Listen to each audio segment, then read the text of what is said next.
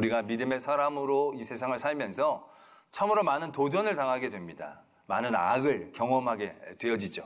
우리는 그 악한 것에 대하여 정말로 이렇게 놔둬도 되는가 늘 고민하게 되어진다는 것입니다. 근데 그게 우리들만의 고민이 아니었던 것 같습니다.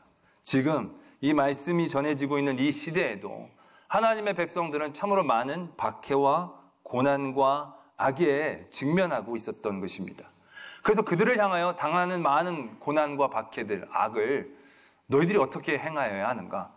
담대함으로 싸워 이겨라, 무찔러라, 그들을 뛰어넘어라, 그러한 많은 공격적인 이야기들이 있을 수 있겠지만 의외로 하나님은 사도 바울을 통하여 이렇게 말씀하고 계신다는 거죠. 될 수 있거든, 할 수 있거든, 최선을 다해 모든 사람들과 화목해야 한다라는 것입니다. 아니, 가나안 전쟁에서는 그렇게 남김없이 다 깨끗하게 처리를 할 것을 당부하신 하나님이 여기서는 왜 또 이렇게 얘기를 하시는가 생각할 수도 있습니다. 그러나 가나안 땅의 전쟁이 어떻게 보면 더 특수한 상황이었다라는 얘기죠. 처음부터 하나님은 하나님의 사람들이 일하는 법을 싸움과 정죄와 전투로 해나가시지 않았다는 것이죠. 하나님이 아브라함을 부르실 때 전에도 말씀을 드렸지만 아브라함을 택하셔서 아브라함만 잘되게, 아브라함만 승리하게 하시려고 하신 게 아니었다는 거죠. 아브라함 부르실 때 분명히 얘기하셨습니다. 내가 너에게 복을 주고 너를 통하여 모든 민족이 복을 얻게 하기를 원한다 라는 거죠. 하나님이 어떠한 식으로 하나님의 사람들이 세상을 대하여야 하는가가 굉장히 분명하게 나타나는 대목입니다. 그래서 아브라함과 이삭을 보면 그들이 세상 사람들을 대할 때의 모습이 굉장히 화평과 화목의 모습으로 다가갔다는 것을 우리는 기억해낼 수 있습니다. 이삭 때에 그런 일들이 있었습니다. 이삭이 흉년을 만나서 그랄 땅으로 가게 됩니다. 거기 가서 그 나라 사람들과 함께 지내게 되어지는데 그 나라에는 원래 그 아버지 아브라함 때부터 그들이 갖게 되었던 우물이 있었습니다. 그런데 이삭이 그 땅에서 잘 지내니까 사람들이 그걸 시기하면서 그 우물을 덮어버립니다. 이건 계약으로 그 이전부터 조상 때부터 어떻게 보면 이삭의 것이었습니다. 그들의 그러한 핍박에 분명히 정당히 얘기할 거리가 있었습니다. 근데 이삭은 가만히 있었습니다. 그러고 나서 또 가서 우물을 팠습니다. 그때 물이 또 나오는 겁니다. 근데 그걸 또 그 땅에 있는 목자들이 가만히 두지 않고 또 와서 그것을 빼앗아 버립니다. 이삭은 거기서 또 물러납니다. 그리고 또 물을 팝니다. 근데 또 물이 나왔어요. 그랬더니 또 사람들이 와서 그것을 빼앗게 됩니다. 그러고 나서 이삭은 거기에서 또 물러가서 자기의 우물을 또 파게 되는 그런 과정들이 나타나게 됩니다. 어떻게 보면 이삭이 어쩔 수 없는 선택이기도 합니다. 왜냐하면 이삭이 그때 무슨 힘이 있었습니까? 군대가 있었습니까? 그런데 그들은 같은 민족이었고 이삭보다 분명히 강했기 때문에 그들의 어떤 핍박이나 억압들을 이삭이 당해내거나 다시금 전투를 할 여건은 아니었을 것입니다. 그러나 그런 걸 둘째 하더라도 이삭은 거기서 아무런 다툼이나 항변 없이 그대로 그들에게 모든 것들을 내어줬습니다. 그러고 나서 어떻게 되어졌냐면 그 나라 왕이 이삭을 찾아옵니다. 그리고 얘기합니다. 너희와 우리가 계약을 맺자. 이삭 너가 우리를 해하지 않도록 계약을 맺자. 이런 계약을 하러 그 아비멜렉이라는 왕이 찾아오는 사건들을 보게 됩니다. 아니, 그들이 훨씬 힘도 세고 지금도 그들이 맘만 먹으면 이삭을 충분히 내보낼 수 있는 상황이었음에도 불구하고 그들이 뭐가 두려워서 이삭에게 와서 우리 서로 불가침, 조약을 맺자라고 얘기하였겠습니까? 말씀은 그것을 이렇게 적고 있습니다. 그들이 이르되 여호와께서 너와 함께 계심을 우리가 분명히 보았으므로 우리의 사이 곧 우리와 너 사이에 맹세하여 너와 계약을 맺으리라 라고 얘기하는 부분이 나오게 됩니다. 이삭이 힘을 과시한 것도 아닙니다. 이삭이 어떤 그들에게 두려움을 주는 신비스러운 일을 한 것도 아닙니다. 그냥 이삭은 그들과 싸우지 않으려고 애썼습니다.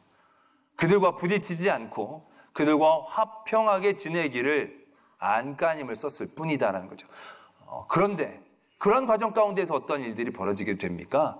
그들이 오히려 더 이삭을 무시하고 그들을 멸시하고 더 그들을 누르기보다는 그들이 그 가운데에서 두려움을 얻게 되어진다는 거죠. 이삭이 한 게 아니라 이삭이 하나님의 이름으로 그들과 화목하려고 애썼을 때에 하나님이 역사하신다는 것을 보게 하는 대목이었다라는 것입니다. 이 땅에 많은 기독교의 역사 가운데 기독교가 힘을 가진 적도 있었습니다. 그 힘을 가지고 이 세상에 보는 악을 정벌하고 하나님의 정의를 세우려고 애썼던 시기도 있었습니다. 그런데 여러분, 그러한 모든 힘과 권력으로 행했던 선교의 일들은 그렇게 큰 힘을 발휘하지 못했다라는 것을 우리는 어렵지 않게 떠올릴 수 있다는 것입니다. 로마가 어떻게 예수 그리스도를 믿게 되었습니까? 영국이 어떻게 예수 그리스도를 믿게 된 겁니까? 미국이 어떻게 예수 그리스도를 믿게 된 겁니까? 믿음의 사람들이 로마를 공격해서 점령해서 이루어진 일이 아닙니다. 많은 사람들이 영국을 점령해가지고 개종시켜서 된 일이 아니라는 얘기죠. 많은 사람들이 미국을 쳐들어가서 미국에서 신앙을 강요해서 그렇게 된 게 아니라는 겁니다. 다 싸우지 않고 도망치고 어떻게든 그 가운데에서 화평과 화목을 이루려고 했던 도전 가운데 결국 하나님이 역사하신다는 거죠. 하나님께서 그 일들을 이루신다는 것을 분명히 우리가 깨달을 수 있겠다라는 것입니다. 그래서 오늘 하나님께서는 사도 바울을 통하여 우리에게 이렇게 얘기하십니다. 모든 사람과 더불어 화목해라. 우리가 힘이 없어, 싸울 능력이 없어, 못 싸우는 경우도 있지만 그것도 비겁하게 피하는 게 아니다라는 거죠. 화목하라라는 것입니다. 내가 뭔가 힘 있고 다스릴 수 있고 그 악을 정벌하고 정죄할 수 있는 자리에 있다 할지라도 그 자리에서 우리가 행해야 될 최선의 방법은 정죄하거나 징벌하는 게 아니라 화목하려고 애쓰고 노력해야 한다는 것입니다.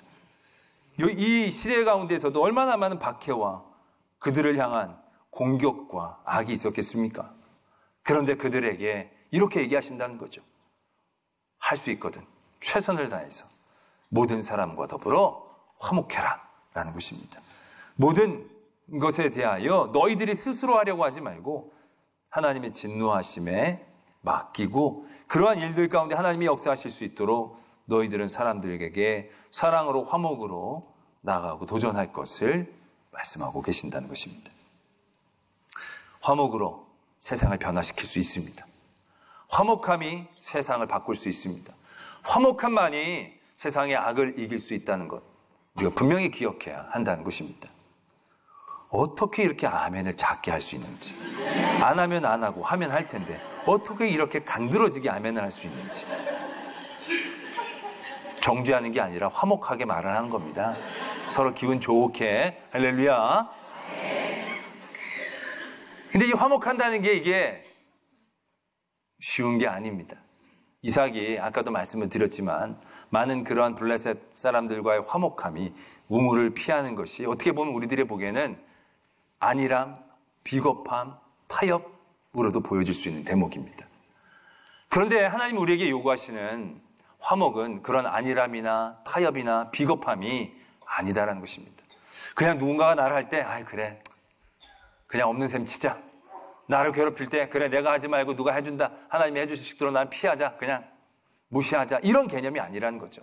오늘 말씀 가운데서는 그래서 이 부분을 넣고 있습니다. 즐거워하는 자들과 함께 즐거워하고 우는 자들과 함께 울라라는 것입니다. 화목함이 그냥 단순히 싸우지 않는 문제를 일으키지 않는 것에서 끝나는 게 아니다라는 것을 강조하고 계신다는 거죠. 우리를 핍박하는 자를 축복하고 저주하지 말라.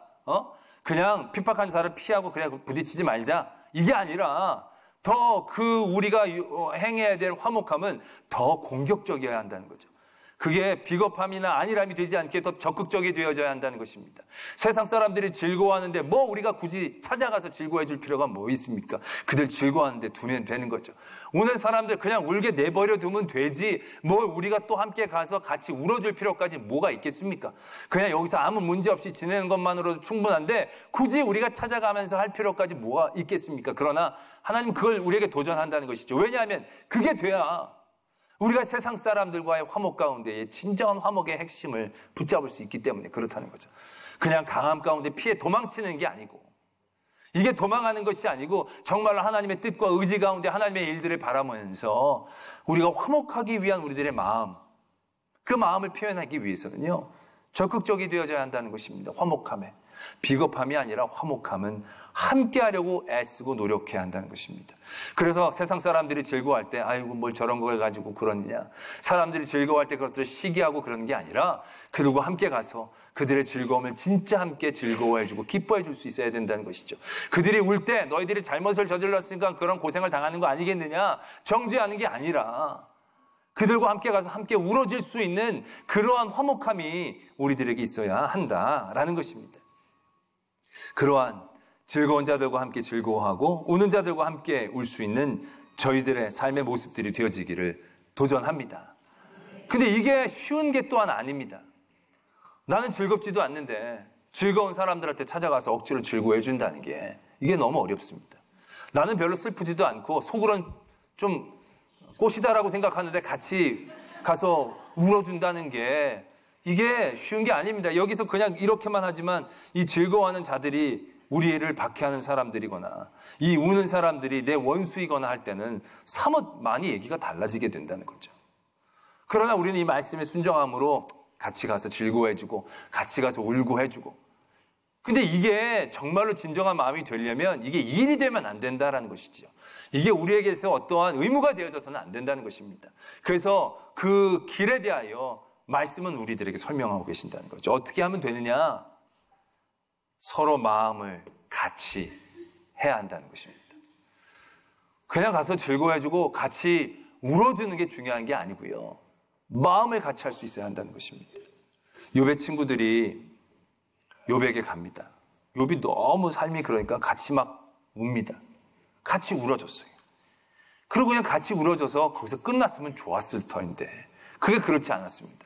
울긴 울었는데 그 다음부터 어떻게 얘기를 하냐면 그때부터 욥을 정죄하기 시작한다는 거죠. 네가 이렇게 잘못된 게 너가 잘못해서 그런 거 아니겠느냐라고 얘기한다는 거죠. 그들에게 하나님께서 요구하시는 모습들은 그것을 평가하고 판단하는 게 아닙니다. 그냥 그 마음을 같이 하는 것 뿐입니다. 그들에게 필요한 건 더도 덜도 아니고요. 그 마음을 알아주는 그것이면 된다는 거죠. 근데 그게 안 되고 어려운, 신세도 많이 졌는데 어려운 일 당했으니까 가서 위로해줘야지. 당연한 의무지. 그렇게 되면 그 일들 하다 보면 나중에 그게 보이기 시작하는 거죠. 너가 이렇게 된 걸 어떻게든 해결하려고 그러고 설명하려고 그러고. 이게 일이 되면요 굉장히 어렵습니다. 우리가 그 선한 사마리아인의 비유 얘기에서도 보면 도둑 만나 거반 죽게 된 사람이 있어요. 근데 제사장이 가다가 그 사람을 봤어요. 아, 우는 사람과 함께 울라라고 하셨지. 그래서 그 사람을 딱 도와주려고 하는데 생각하기를, 아, 내가 이 사람을 도와주다가 이 사람이 죽어버리면 내가 시체를 만진 거고, 그럼 부정하게 되어지면 내가 또 가서 나에게 제사를 부탁하는 사람들에게 중보하는 일들을 또 못하고, 야, 이걸 못하면 곤란하게 되지 않겠느냐는 거죠. 이게 일이 되면요 복잡해지면서 그 일들을 하지 않는 변명이 그 안에서 수없이 생겨나게 된다는 것이죠. 즐거워하는 자, 우는 자 함께 즐거워하고 함께 울라고 그러지만 우리의 실제적인 삶의 자리에서 그런 게 얼마나 많아요. 즐거움의 자리들이 많을 때 그 어떤 사람에게 즐거움을 가야 될지, 어떤 우는 데 가야 될지, 어떤 게 더 심한 울음인지, 어떤 게 더 효과적인 즐거움인지, 일이 되어지면요 그 모든 일들을 우리가 끝까지 해낼 수 있는 에너지와 명분을 잃어버리게 되고 내 핑계로 삼아질 때가 수없이 생기게 되어진다는 거죠. 그게 일이 아니어야 한다는 것입니다. 마음을 같이 한다는 것이죠. 그래서 그가 가서 그 사람의 고통과 그 사람의 부모나 자녀들이 지금 가져야 될 마음들을 그가 같이 느끼게 되어진다면 그때부터는 순서가, 그때부터는 무엇의 우열이 필요한 게 아니죠. 정말로 그 일들이 일이 아니라 그 마음으로 함께 나누는, 함께하는 일들이 되어질 수 있다는 것입니다. 우리들이 이 공감하고 마음을 같이 하려는 도전들이 우리들의 마음 가운데 늘 있어야 합니다. 근데 우리는 그 마음까지는 안 가고요. 아유, 불쌍하다. 안 됐다. 이거 하나님이 하라 그랬으니까. 이게 일이 되면요, 그 일들이 우리에게 늘 부담이 되고 그 일들이 우리에게 정말로 주시려는 하나님의 그 깊은 의미를 다가가지 못하게 한다는 것입니다. 우리가 이렇게 가정에서도 보면 남편, 아내가 자기 옷을 사는데 같이 가자고 그럽니다. 남편은 굉장히 두렵죠. 그러나 아내가 오랜만에 부탁을 했는데 함께 해야 하니까 가는 겁니다. 근데 남편은 그게 일이 되는 겁니다. 쇼핑을 하는 일이 되는 겁니다. 그래서 가죠. 처음에 막 아내가 해가지고 골라가지고 살려고 그러면 야, 오늘은 이게 의외로 빨리 끝난다 싶어가지고 서로 기쁜데 아내가 한 군데만 더 보고요. 다 계산할 것 같더니 한 군데만 더 보고요. 그럼 오케이, 두 군데까지 산다. 그래서 옆에 갔는데 또 다 해서 이거 살 것처럼 다 하더니 한 군데만 더 보고요.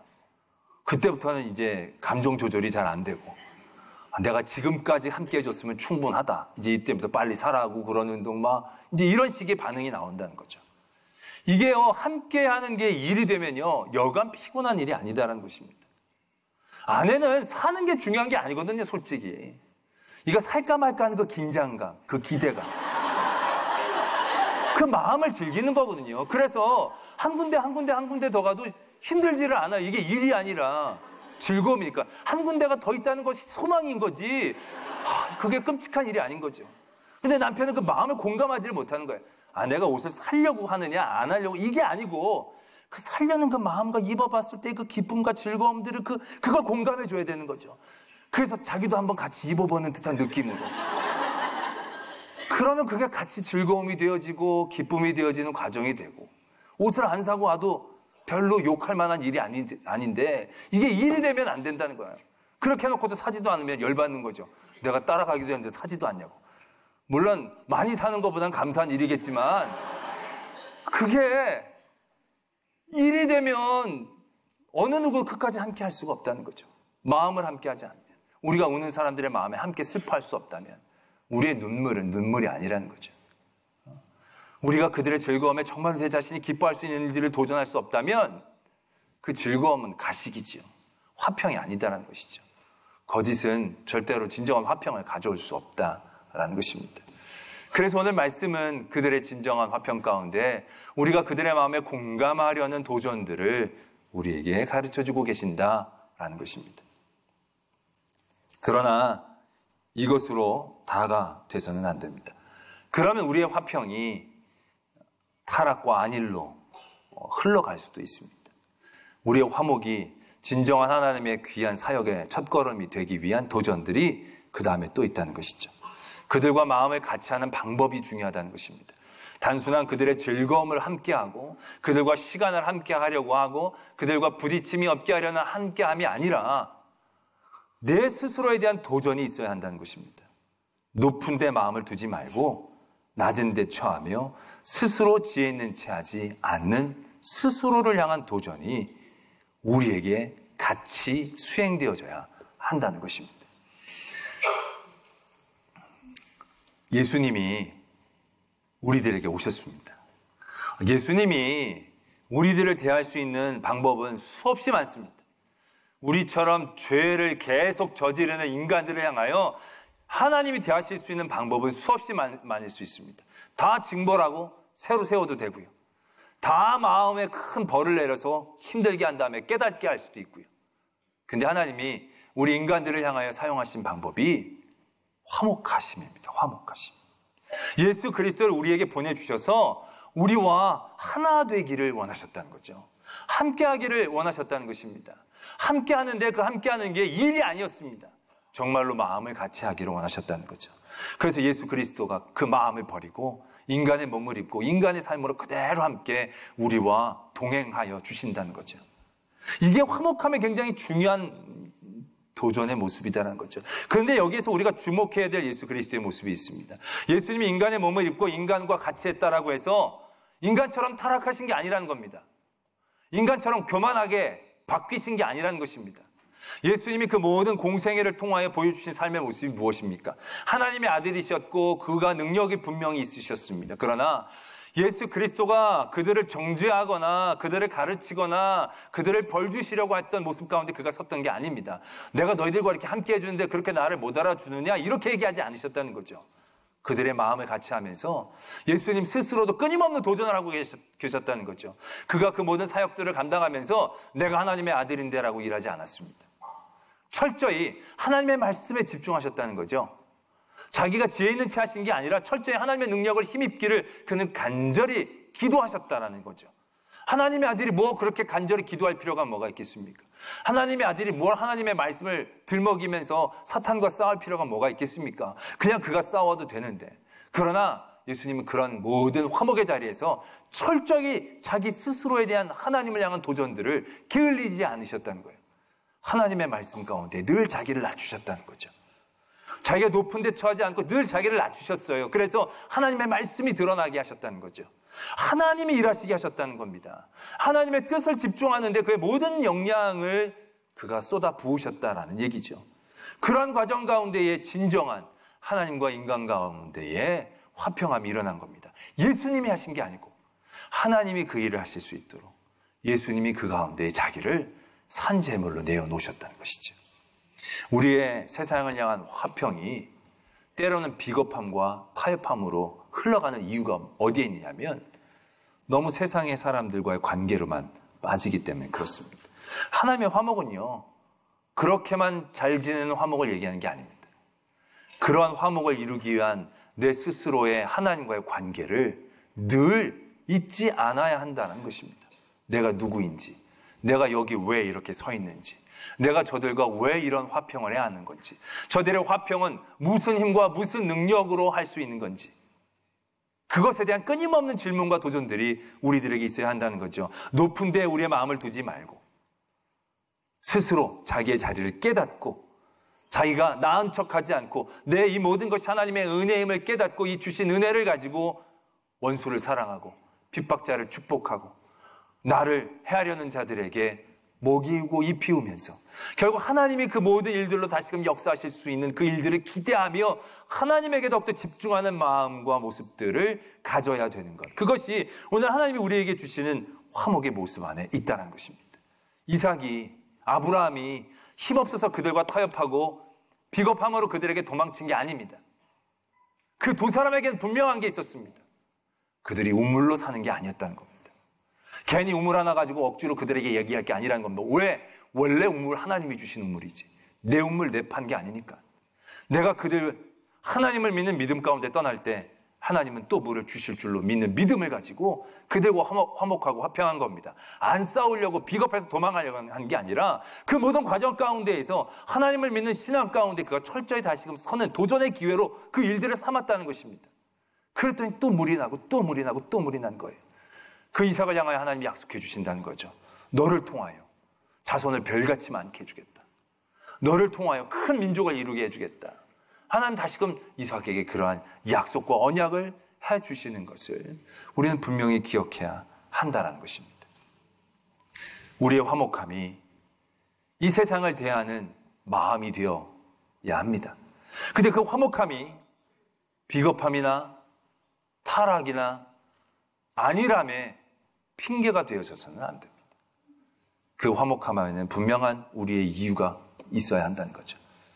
늘 함께하기 위해 그들의 마음에 공감하려는 도전들, 그들의 마음에 공감함이 타락한 안일이 아니라 정말로 하나님이 내게 주신 그 믿음과 그 은혜를 가지고 낮아지면서 그들을 섬기는 모습과 마음으로 그들을 이해하고 받아들이고 함께 울고 함께 즐거워해 줄 때 결국 그러한 이들을 통하여 세상 사람들은 하나님을 보게 될 것이고 하나님의 사랑의 역사가 이 세상을 변화시키고 회복시켜 주시는 놀라운 자리로 이끌어 주실 것입니다. 여러분들이 지금 살고 있는 자리는 어떻습니까? 많은 도전과 핍박과 악과 원수들이 있지 않습니까? 그들을 향한 분노가 너무 괴롭지 않습니까? 그들을 향한 억울함에 여러분들 너무 가슴이 찢어지지 않습니까? 그들을 향하여 보복하고 싶은 생각으로 충만해 있지 않습니까? 그건 이기는 방법이 아닙니다. 화목하라고 얘기하십니다. 그리고 그 화목을 이루기 위해 단순히 우리가 참고 견디는 게 아니고요. 내 자신을 하나님 앞에 다시금 세우는 겁니다. 내가 어떠한 사람인데 하나님이 주신 은혜가 얼마나 많은데 거기에서부터 내 스스로를 낮추고 내가 의롭다, 내가 이러한 일에 억울하다 생각하지 마시고 나를 낮추시고 나를 하나님이 주신 은혜의 자리에서 다시금 바라보며 그들의 연약함의 마음에 공감할 수 있을 때 우리는 하나님의 일들을 기다릴 수 있고 기대할 수 있습니다. 그리고 그러한 일들을 통하여 더욱더 많은 하나님의 은혜를 경험할 수 있고 아브라함처럼 이삭처럼 또한 많은 하나님의 사람처럼 최후의 선으로 악을 이기는 승리자가 될 줄로 믿습니다.